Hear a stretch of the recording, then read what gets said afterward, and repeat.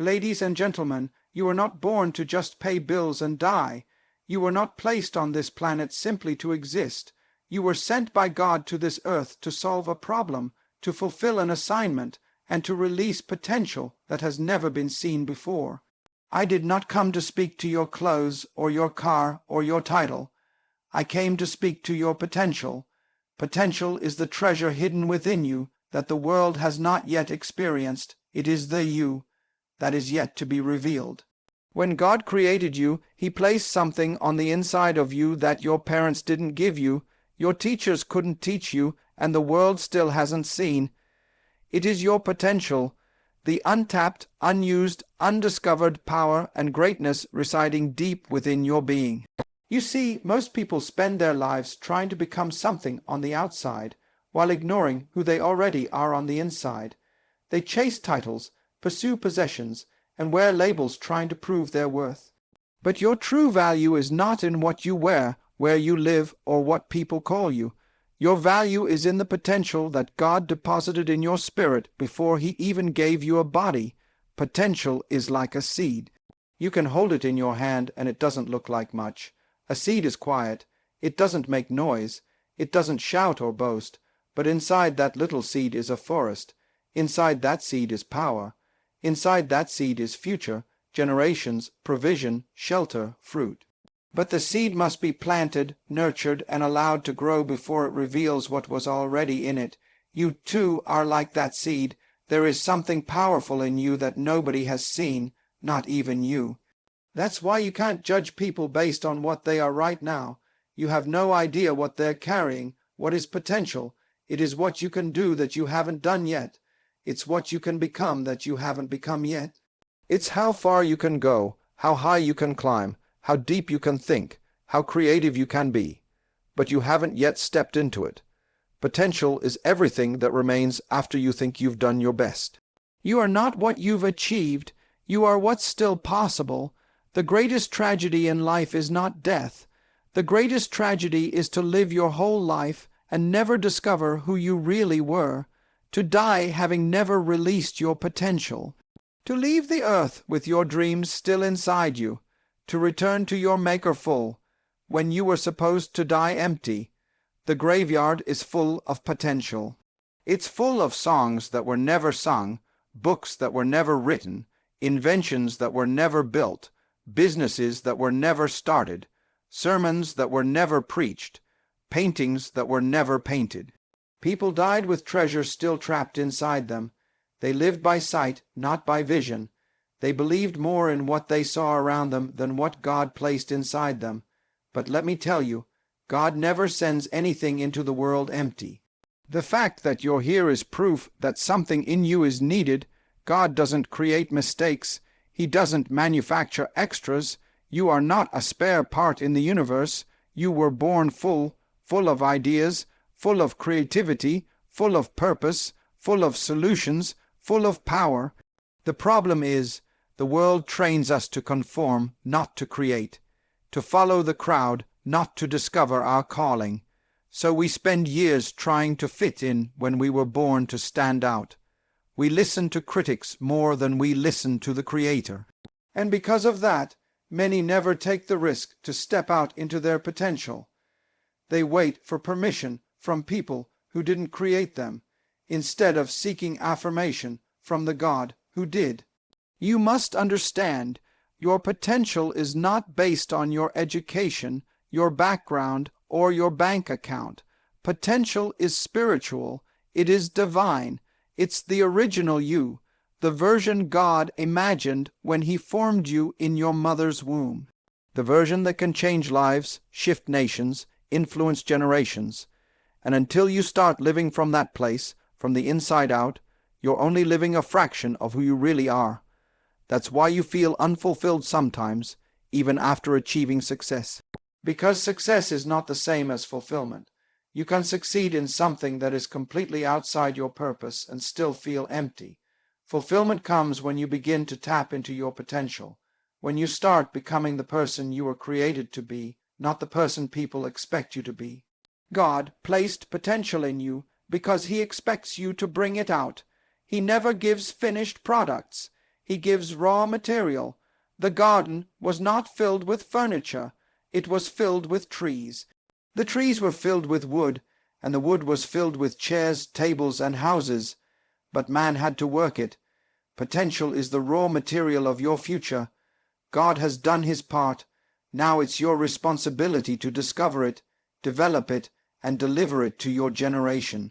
So today, I challenge you, don't die with your potential. Don't live beneath your calling.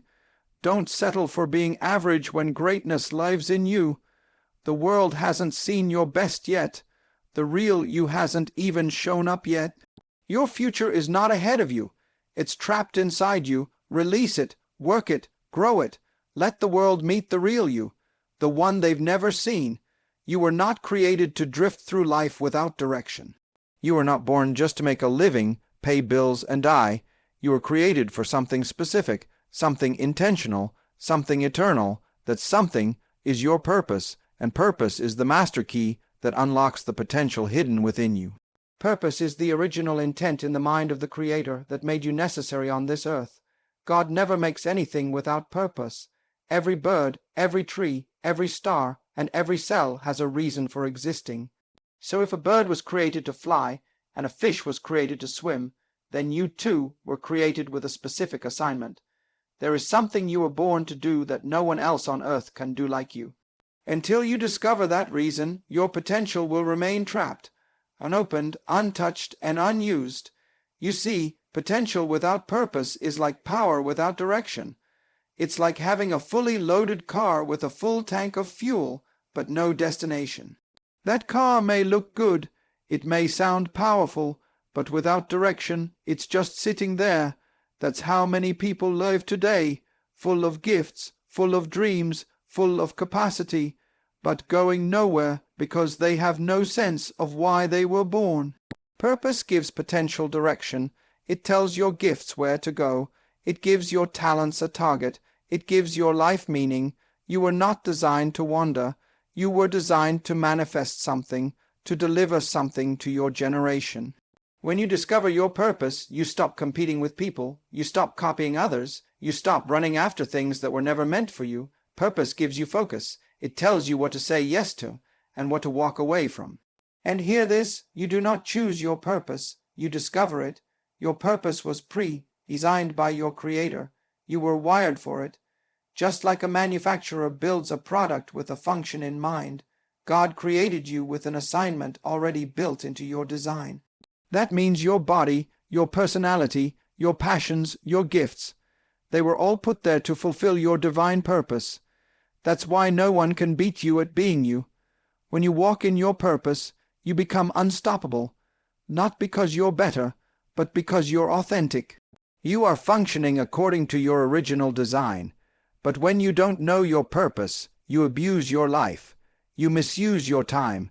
You invest energy in the wrong relationships, the wrong jobs, the wrong dreams. That's what abuse is, abnormal use.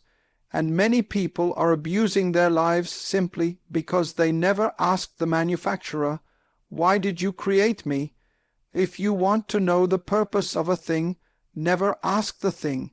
Ask the one who made it. The tragedy is we often let people who didn't create us define us. We let broken systems and confused cultures tell us who we are and what we're worth. But the world didn't give you your gift, and the world can't take it away. You don't need a title to have purpose. You don't need a platform. You don't need approval from people. You already have value because the God of the universe decided you were necessary. That is why you're here. That is why you're still breathing, because your purpose is still alive. You must understand, God created you with the end in mind. He finished you before He started you. He designed your potential, then assigned your purpose. And then He sent you to earth to fulfill it. That means your life is not random. It is not a mistake. You were sent here as a solution to a problem. Your purpose is the problem you were born to solve. It's the difference you were meant to make. And until you begin walking in that, you will never feel truly fulfilled, no matter how much money you make, how much fame you gain, or how many people applaud you. Because purpose brings fulfillment. Purpose gives you the energy to wake up in the morning. It gives you the strength to press through pain. It gives you the courage to stand alone when others don't understand your calling. When you know your purpose, even storms can't stop you. Even rejection can't derail you, because purpose is stronger than pain, and when purpose is clear, decisions become easy. So the question you must ask yourself is not, "What do I want to do?" but "What was I born to do?" That's the true question of life. Your job is not your purpose. It's a resource. Your career is not your calling. It's a platform. Purpose is deeper. It's spiritual. It's eternal. And the only way to discover it is to go back to the one who sent you here in the first place. You can only find your purpose in the presence of the Creator, and once you find it, pursue it with everything you have. Don't settle, don't shrink, don't apologize for it. Go after it with fire, because inside that purpose is the blueprint for your potential. When you walk in your purpose, your gifts begin to flourish, your passion catches fire, your talents find alignment, everything starts working together for a bigger cause. Purpose is the master key. Without it, your potential stays locked. With it, your life becomes unstoppable. So I ask you today, not what are you doing, but why are you doing it? Don't just live, live with purpose, because your purpose is the code that unlocks the treasure hidden inside you. Potential without work is like a seed left on a shelf, full of promise but producing nothing. You can be filled with dreams, packed with talent, and bursting with ideas, but if you are not willing to work, you will never see the fruit of what God has placed inside of you. Work is not a curse, it is a gift. It is the divine mechanism God designed to unlock what is buried in your spirit. Everything you need for your future is already inside you. You don't need more talent. You don't need more people to believe in you. What you need is the discipline to work what God has already given you. Work is the womb where your potential is formed, shaped and birthed. It is where greatness is carved out of obscurity.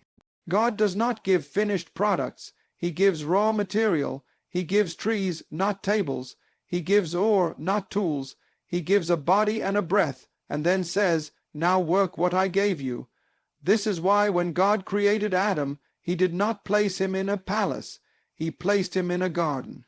And the Bible says God put Adam in the garden to work it and keep it. Work was not a punishment. It was a partnership.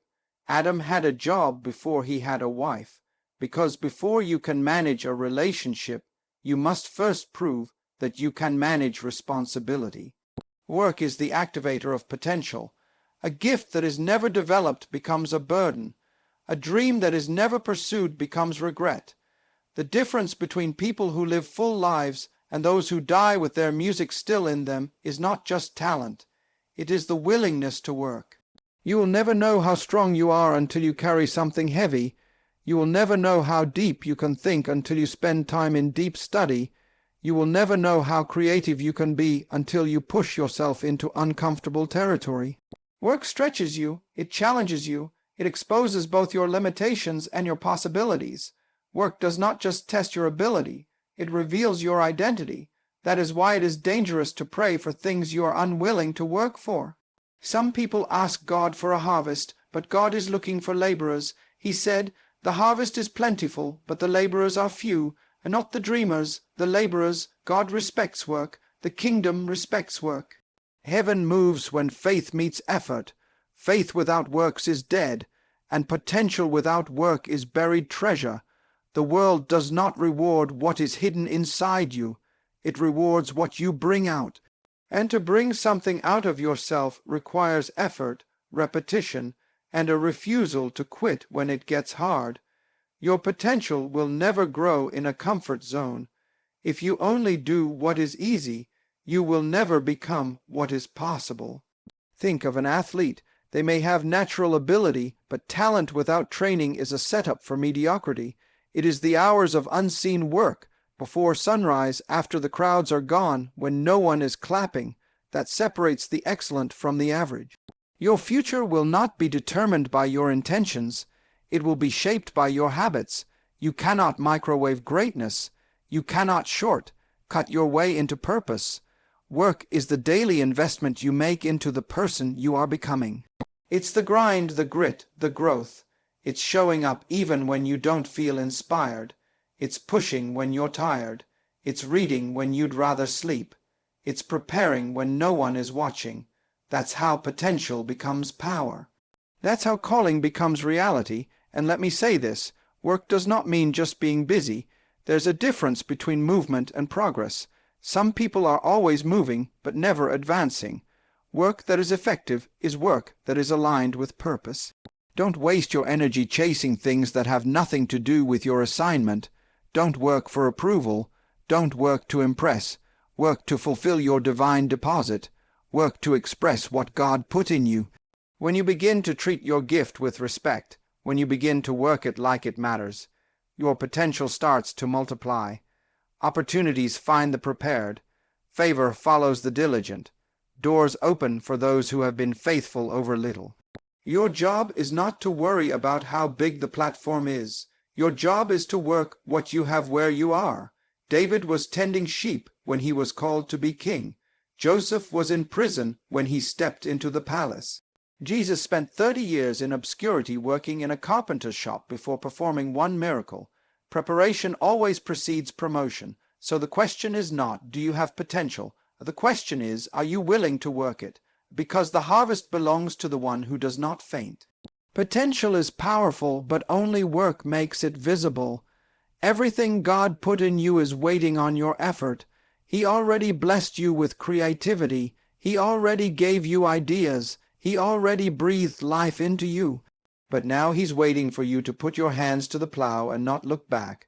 So rise up, pick up the dream again, pick up the skill again, start the business, write the book, study the craft, serve where you are.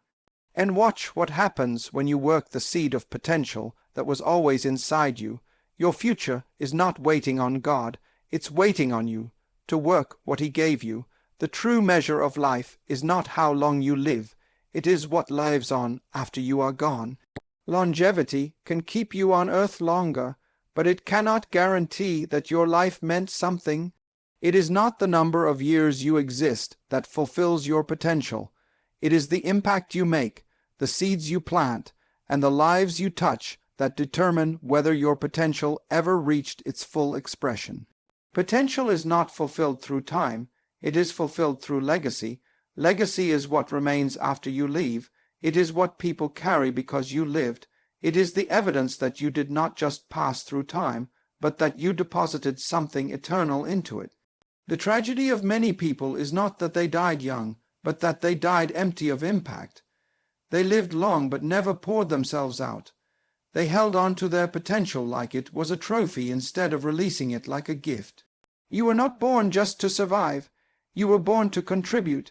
And the ultimate expression of your potential is when your life becomes a gift to others, when your presence produces transformation, when your ideas ignite others, when your actions outlive your breath. That is legacy. Legacy begins the moment you decide to stop living for yourself. As long as your life is only about your goals, your comfort, and your reputation, your potential will remain small. But when you connect your potential to purpose and your purpose to people, something powerful happens. Your life begins to multiply. You stop counting years and you start measuring fruit. You do not have to be old to have legacy. You just have to be intentional. There are people who only lived a few years, yet their names are written in history. Jesus fulfilled his mission and transformed the world in just over 30 years. Martin Luther King Jr. was 39 when he died, but his dream still lives. It is not about how long you stay, it's about what you deposit while you're here.